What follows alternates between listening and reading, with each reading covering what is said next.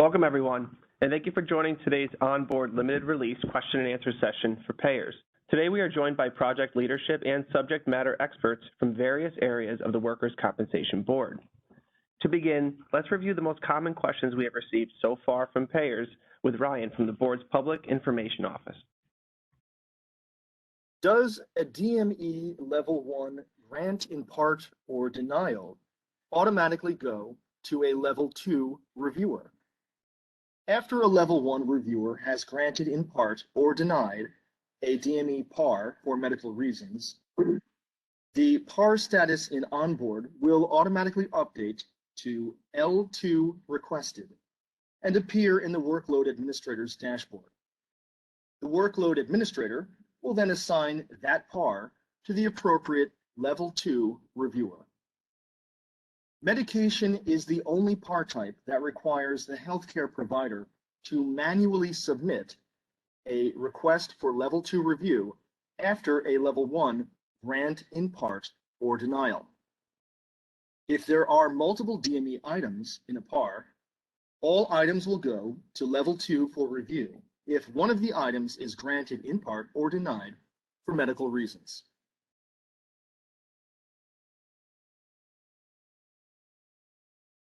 What indicates that a PAR DME or a DME PAR is required? Some items on the DME fee schedule require prior authorization and are marked as PAR or PAR. The treating provider will need to request prior authorization for these items. Any item not on the DME fee schedule also requires prior authorization by the provider. A DME PAR should also be submitted if the item is not addressed, not recommended, or does not meet the criteria noted in the MTGs if the item is MTG related. The PAR will require the MTG reference code, and the requesting provider should include rationale for why the item is being requested in a supporting medical.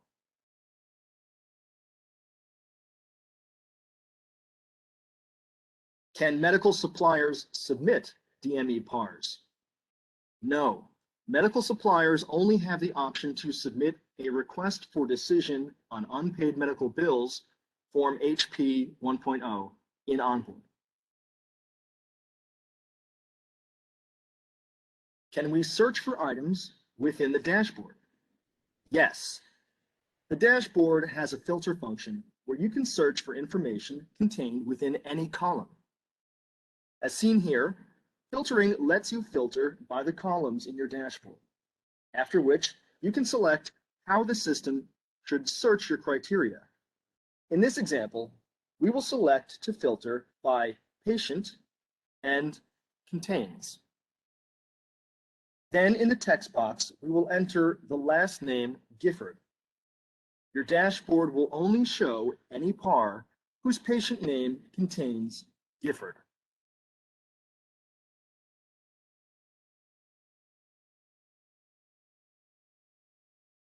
How do we view past PARs? All prior authorization requests, including new PARs created in OnBoard limited release, and PARs that were processed and completed in the former drug formulary application, can be found within the case folder in eCase. You can search eCase using the claimant's case ID to see PARs related to the claimant, as well as the history of a particular PAR. Documents generated in OBLR are immediately placed in the claimant's case folder in eCase.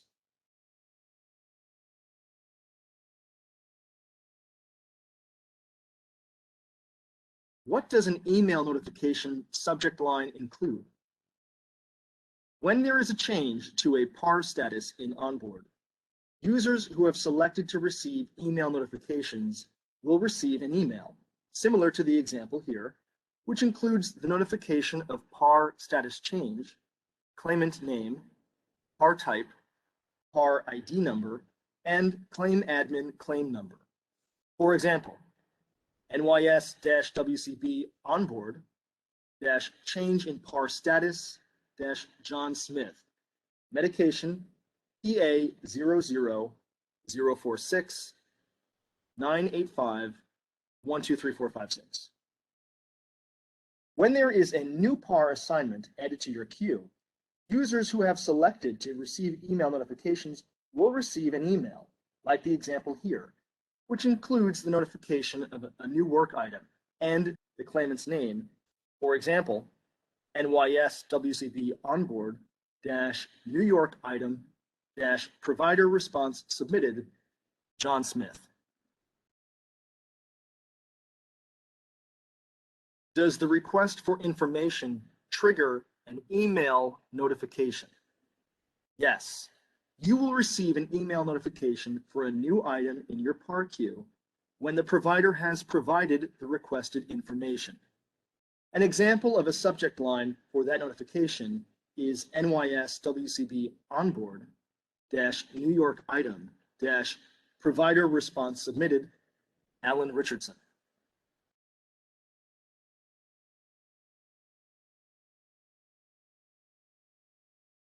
How do I turn off or edit email notifications? To turn off email notification preferences, you can uncheck the PAR status update email or new item in queue email in your profile.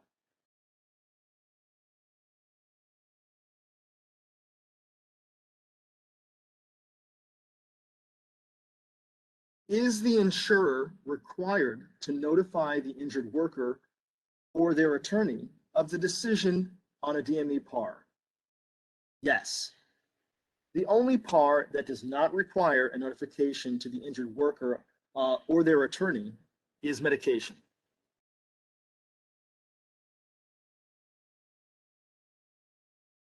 Can a payer deny a PAR on the basis that the body part is non-compensable? Denial for a not compensable condition or body part is not a valid administrative reason for a denial unless the body part or condition has been disallowed by a determination of the board. If there has not yet been a determination by the board disallowing the body part or condition, a level 2 review must take place.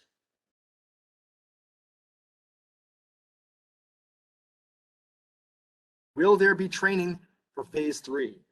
Yes, there will be training webinars next week for payers, which will provide examples of responding to some of the PAR types included in phase 3.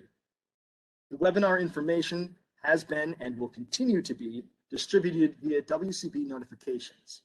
If you have not subscribed, ensure that you go to the board's website and sign up to receive WCB notifications so that you do not miss future training opportunities. You can also go to the upcoming webinars page linked at the bottom of the board's website to receive the training webinar information. The OnBoard training web pages are also updated to contain the training web pages for phase 3, similar to what we have done for phase 1 and phase 2. For the remainder of today's webinar, we will answer questions submitted via chat, and I will turn it back over to Mike. Thank you, Ryan. When sending a question in chat, make sure to send it to all panelists. We'll take a brief moment now to review the questions submitted, and we will be back shortly. Thank you. Hi, this is Paula Rausch from the Medical Director's Office. If an item is requested on a PAR and the PAR was not needed because the item is on the DME fee schedule and no prior authorization is required, if the reviewer determines it should be granted, they should grant it. Just as an aside, the system does not prohibit providers from requesting a PAR on something that happens to be on the fee schedule and not specifically requesting that a PAR be submitted. So if you feel it's appropriate, it should be approved. If the item should be denied, you would have to deny it either using medical rationale, and it would get escalated to a level 2, or an administrative denial if appropriate. Hi, this is James Wessel with Claims Operations. We have a question about denials for jurisdiction reasons at level 1, and the jurisdiction reasons function in the same manner as administrative reasons. So if a PAR is denied because the claim administrator believes there's no jurisdiction, that PAR will not auto-escalate to level 2. Assuming that's the only item in the PAR will return to the provider and it can't be escalated to level 3. Hi, this is Audrey Cunningham with the Medical Director's Office. We have a question regarding the submission of a PAR for potential DMEs for a lengthy period of time. All prior authorization requests do require documentation of medical necessity, so that would be a current need. And I'll just remind folks that medical documentation does need to be submitted. We have a comment that there does not seem to be an option for an IME in the DME evaluation. That is correct. The DME, when it's requested, you would have to make your decision. You do not have the ability to request an IME and extend the time frame. There is also a question about duplicate requests and how denials there might automatically escalate. Say if you get 2 requests for the same treatment from 2 different providers. There is no administrative denial reason specifically for a request being a duplicate. If you know that the treatment or testing or equipment has already been provided to the claimant, you can deny on that basis, and that will not automatically escalate to level 2. But if you're denying with a medical rationale, that would automatically escalate to level 2. But again, there's no administrative denial reason specifically for something being a duplicate. We have a question asking about the computer requirements for OnBoard. And on the OnBoard webpage, there's a system requirements webpage that details what is needed to successfully use OnBoard. OnBoard will run on Windows, Mac, and Linux operating systems via a supported web browser. Supported web browsers include the latest versions of Google Chrome, Mozilla Firefox, Microsoft Edge using Chromium, or Safari. Internet Explorer 11 will not be supported for OnBoard. And OnBoard limited release is not supported by mobile devices at this time. On that system requirements webpage that I mentioned, there are links on that page to assist you with upgrading the browser you're using. There's a question about how, if the DME vendor receives an order from a provider, how will they know if the PAR has been approved for the ordered item? It would be the responsibility of the provider to share the approval or prior authorization with the DME vendor when they're making the order. There's no communication from OnBoard limited release to DME vendors. There's a question about due dates and when something is auto-escalated from level 1 to level 2. The time frame for response covers both the level 1 and level 2 response. So if you have 4 days to respond to a PAR, and on day 3, a response is made at L1 that escalates to L2, the L2 reviewer has the 1 remaining day to respond. The timeframes do not reset or change because of auto-escalation to L2. Similarly, if there's a denial at level 1, if that denial will only go back to the provider if all of the denial reason, if the denial reason of every item is administrative or jurisdiction related. In that instance, that denial needs to be sent to the claimant and the attorney. If the denial is auto-escalating to L2 because there's at least 1 with a medical rationale, there will be no document generated and nothing to send to the claimant or their attorney. Mike, this is Dr. Tachi. There's a question in the chat.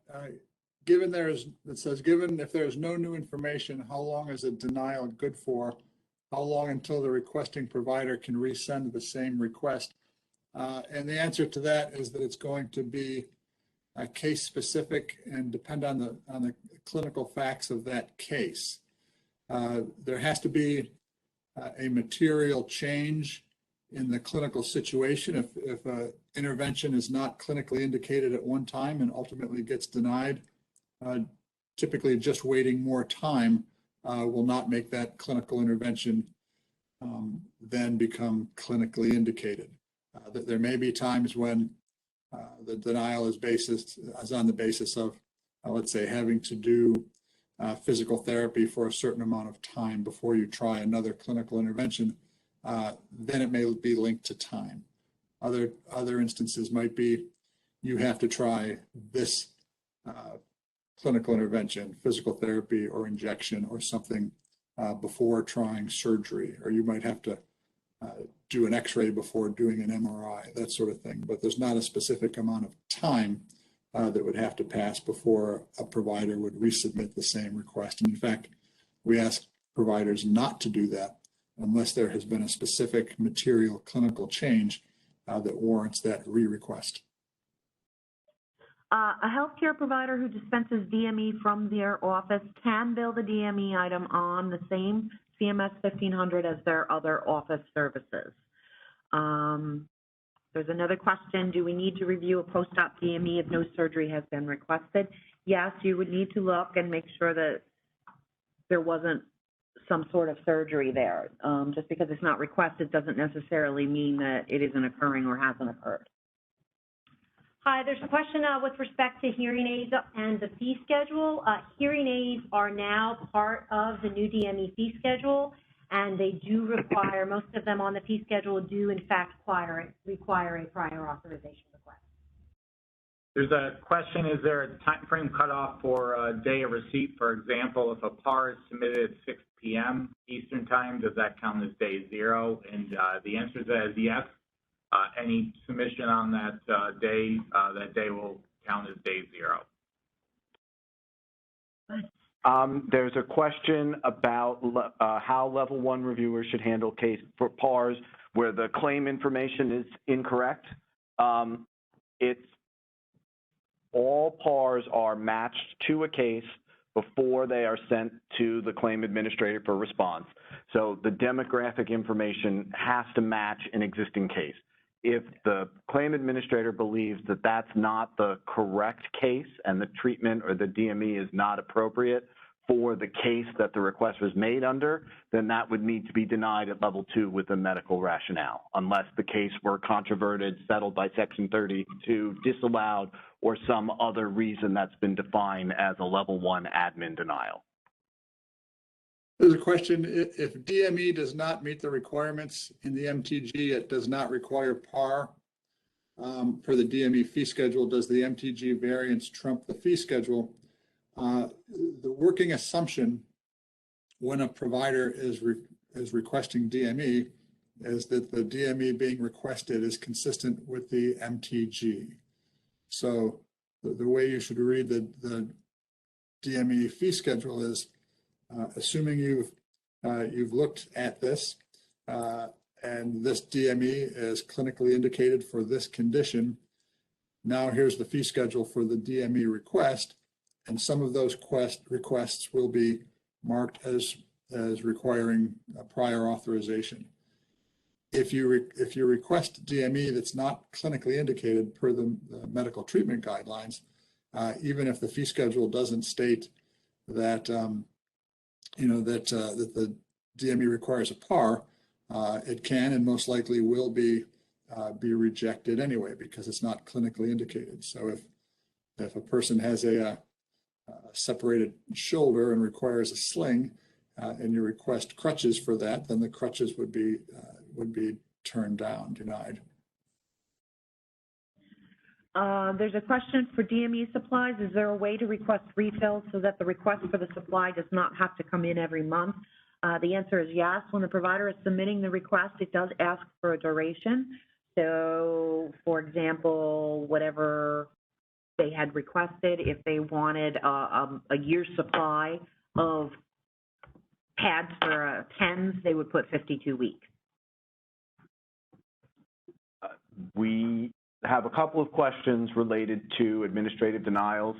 The first one is about denying prior authorization, and I think it also speaks to denying a bill. If a claim is controverted, a PAR can be denied or granted without prejudice on that basis. If the claim has been accepted or established, but the treatment is related to a site that's not accepted or established, the carrier can either grant without prejudice on that basis. Well, they can grant without prejudice on that basis only. But there's nothing necessarily stopping the provider, if the claim administrator, if they've granted without prejudice, from subsequently denying the bill or withholding payment on the bill until the issue of establishment is resolved. And then if you're denying on the basis that the claim is controverted, you can either provide the document ID and the date it was submitted, the FROI or the SHROI 04, or you can upload a copy of the FROI 04 or SHROI 04. You don't have to do both. And then getting back to the question before about requests that appear to be a duplicate, anytime you're denying something that goes back to the provider, you need to send a copy to the claimant and their attorney. And just to be clear, if the claimant is represented, the notification still needs to go to them and their attorney. Notification to the attorney alone does not supplant the need to notify the claimant. We have a question. Given there is no new information, how long is a denial good for, and how long until the requesting provider can resend the same request? There's no set time frame for the denial, but the provider could resubmit the request with additional information. Just because it's an identical request does not necessarily mean it's identical, and you should look at the supporting documentation because clinical pictures can change. The question about level 2 responses, every level 2 response is returned to the provider. So, because there's no auto escalation beyond that. So whether you're granting in part, or denying, there will always be a document generated at level 2. And to clarify again, because it looks like there's been a couple follow-up questions, the total time frame, the time frame for response, which for DME is 4 days, is inclusive of both the L1 and the L2 response. So responding with a denial or a grant in part at L1, triggering an auto escalation at L2 does not extend the time frame. There's a question about providers withdrawing PARs, and the claim administrator can request additional information, and the provider may realize that the PAR was submitted in error and want to withdraw, but there's no function for the provider to withdraw. Those PARs should be denied by the claim administrator. If an estimated price is provided, does the payer have to pay that price? What if the price is significantly more than estimated for DMEs that did not have a fee schedule? So the estimated price is exactly that. It is just an estimated price that needs to be put in. And when the payer responds, it would be up to them to determine whether that's the price they want to approve as is, or if they want to approve at a different price. If they choose to, in essence, grant in part with a different price, they're required to put in 2 alternate sources where that item can be purchased. If the requested duration doesn't specify the number of days or weeks and only states 52, that is weeks. Everything is in weeks when it's requested or approved for rental. There's a question about granting without prejudice, and a level 1 reviewer can grant without prejudice if the case is currently controverted, but they need to either cite or attach a copy of the FROI 04 or SHROI 04. If the reason to grant without prejudice is because the claim has been accepted or established, but the body part or condition being treated is allegedly not related, that grant without prejudice needs to be done at level 2 with the medical rationale. There's a question if you can call the provider's office to verify an unclear or unspecified request. There's nothing that prohibits that. It should be noted, though, that in your response, you do have the ability to request further information through the system, and the provider can respond right on that PAR. Hi, there's a question with respect to whether or not audiologists and optometrists can use the DME fee schedule to request items, and the answer is yes. Optometrists and audiologists do use the new fee schedule in order to request DME items, including hearing aids. We have a couple questions about what is meant by day zero. Day zero is the date of the actual submission of that request. We do not count that towards your due date.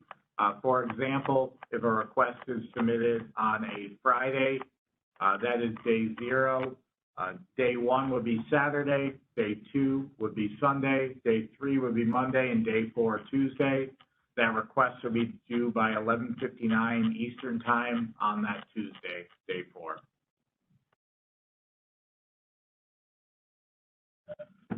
There's a question about who needs to make the actual notification to the injured worker or their attorney.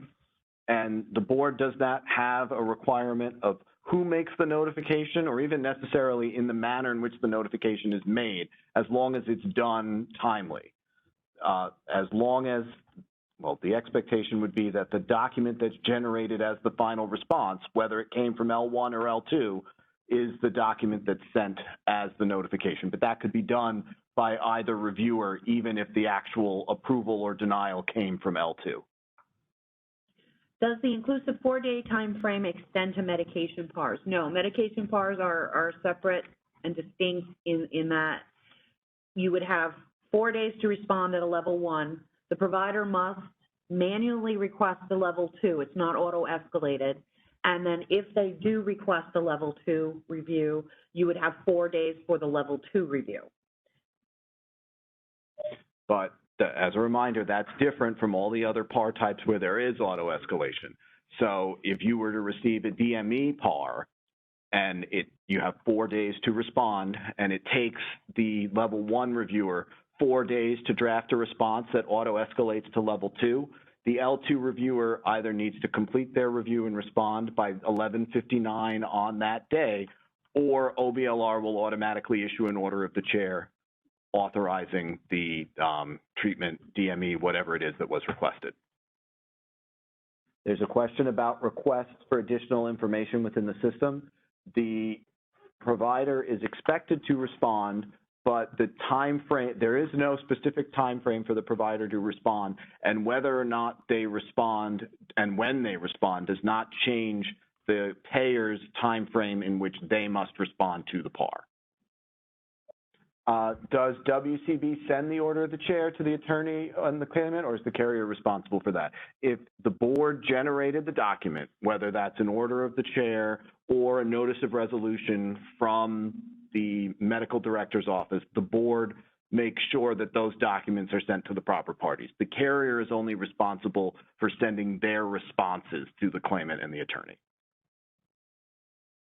There's a question about day zero and whether that applies to medication PARs and whether it will apply to the PARs in phase 3. The answer to that is yes. We use day zero for all PARs that are submitted. We have a question asking if there will be accountability for providers that don't provide any requested additional information. They're not required to respond, but if they don't give you the information you need, you can deny it appropriately for whatever rationale you have.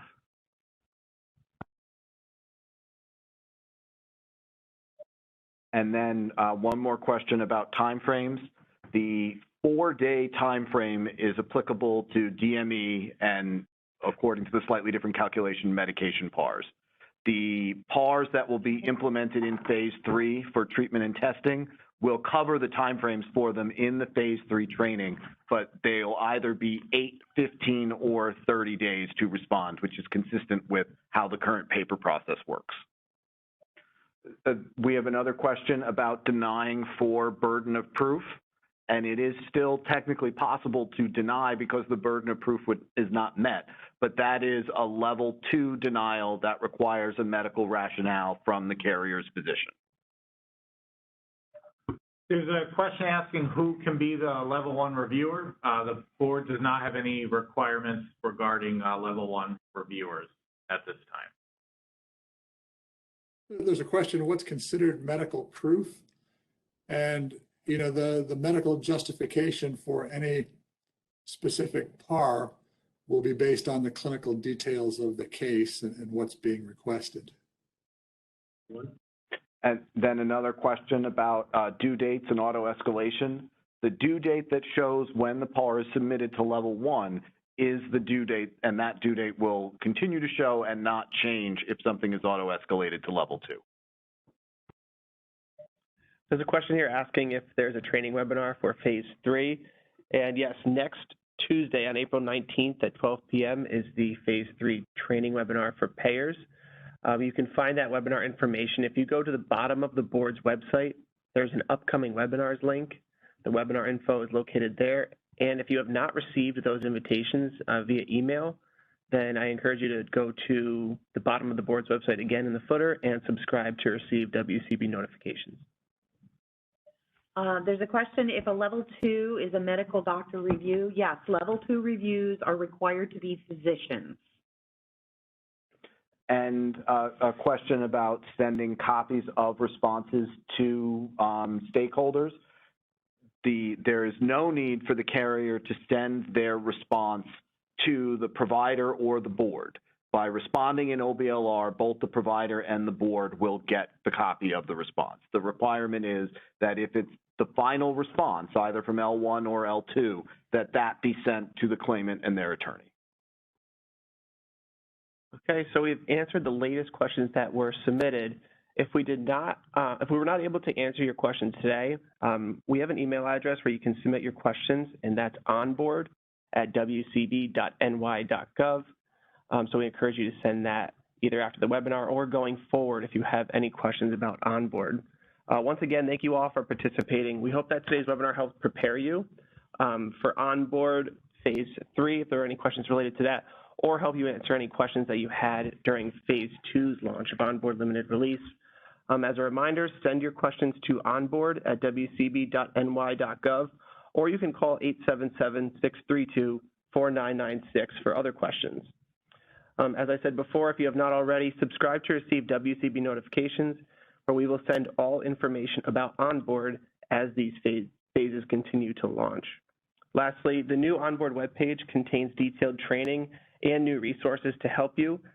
Just recently, we've added the training web pages for phase 3 of OnBoard limited release and everything that goes along with that.